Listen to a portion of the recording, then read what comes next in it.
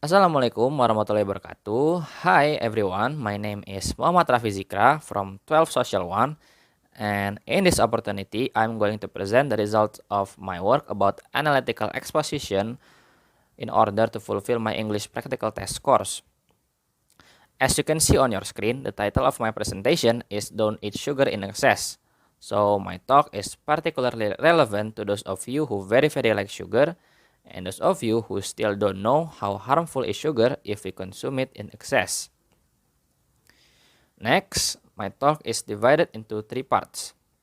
The first one will be thesis, then arguments, and will be closed with the conclusion. My talk will be about 9 minutes, so let's just get into it.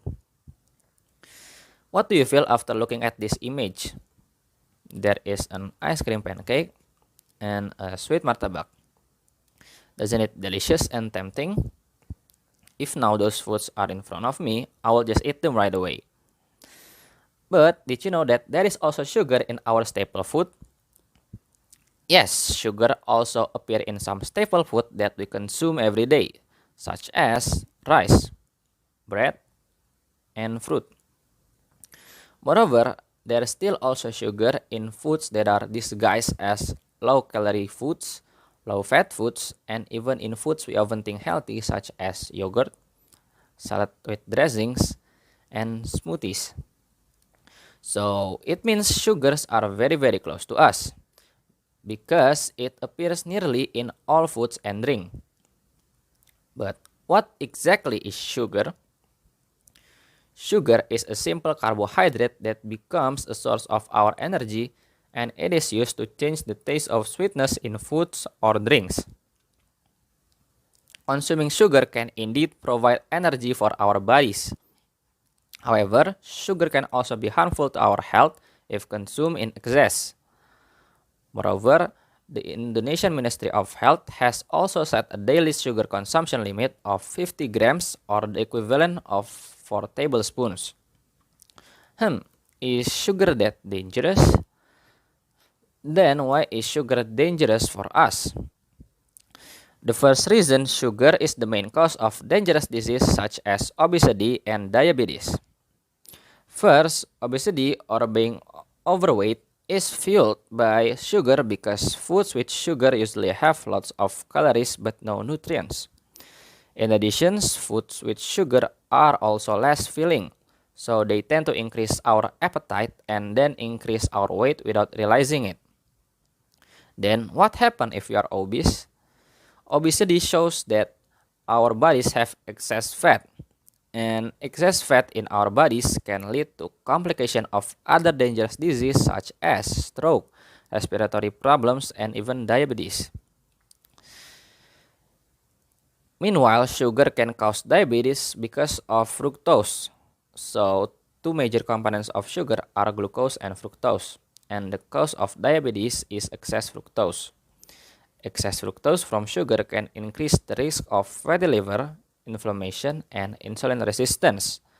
And that is some feature of diabetes.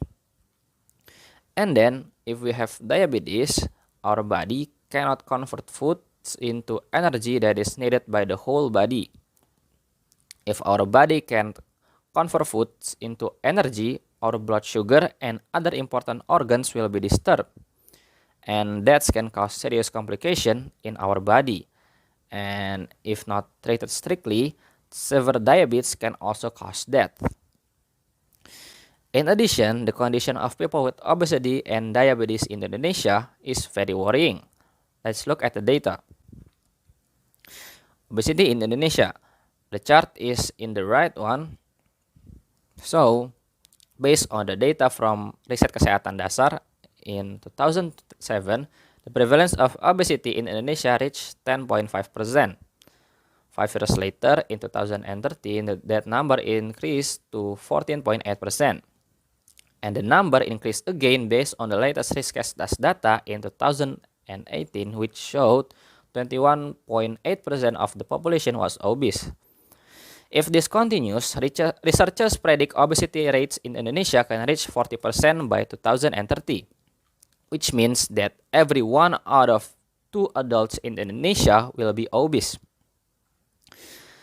As for diabetes, quoting from the data box, in 2021, Indonesia occupied the 5th position in the world as the most people with diabetes, with a total of 19.47 million people out of 179.72 million people. That means the prevalence of diabetes in Indonesia is 10.6%, or 1 in 25 Indonesian population.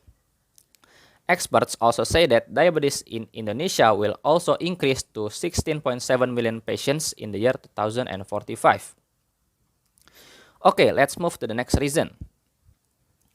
Not only has an impact on health, but another reason sugar is dangerous is also the addiction it gives. According to the American Psychiatric Association, sugar consumption can release opioids and dopamine in the brain. In addition, sugar consumption also increases the release of serotonin, a neurotransmitter that makes us feel happy. Simply put, eating sugar can cause chemical changes in our brain that make us feel good. Unfortunately, once those feelings are gone, we will want more sugar.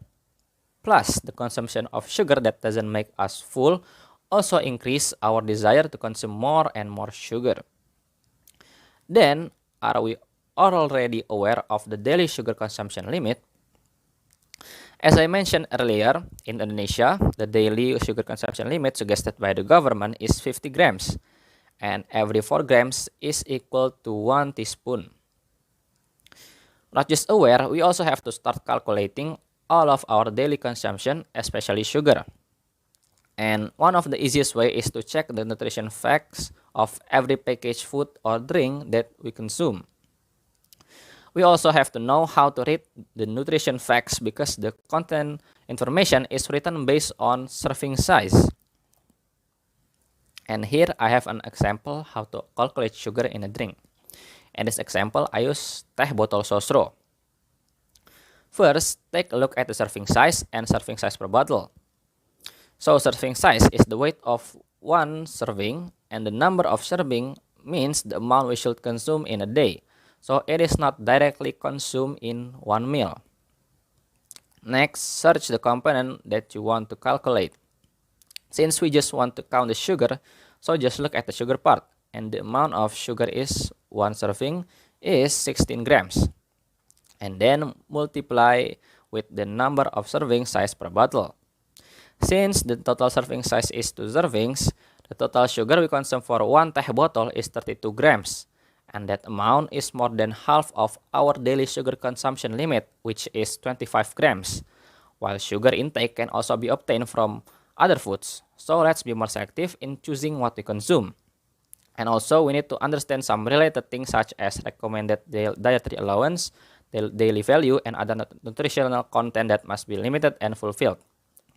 Okay, so the conclusions are all things in excess are not good, and so is sugar.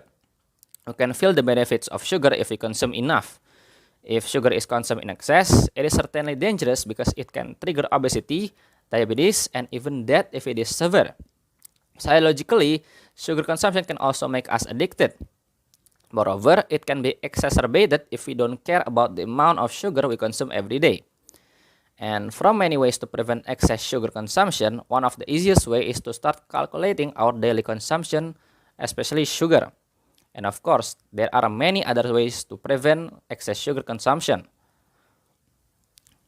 I would just like to finish with a proverb. An ounce of protection is worth a pound of cure. So, what are you waiting for? Let's take care of our health by avoiding excessive sugar consumption. And that completes my presentation. Thank you for the attention. Wassalamualaikum warahmatullahi wabarakatuh.